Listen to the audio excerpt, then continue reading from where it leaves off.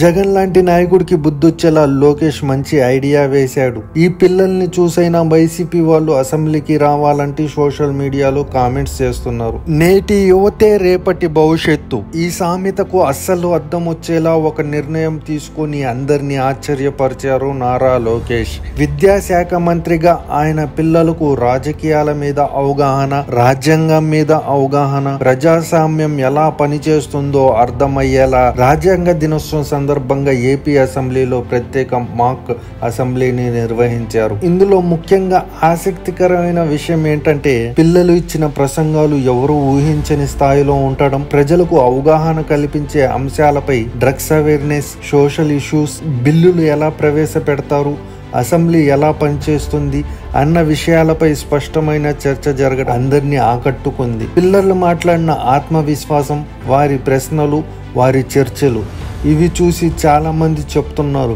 Future లీడర్లు సిద్ధంగా ఉన్నారు. ఇది ఒక చిన్న కార్యక్రమం కాదు, రాబోయే తరానికి ప్రజాస్వామ్యం పాఠం చెప్పే పెద్ద ప్రారంభం ఇది.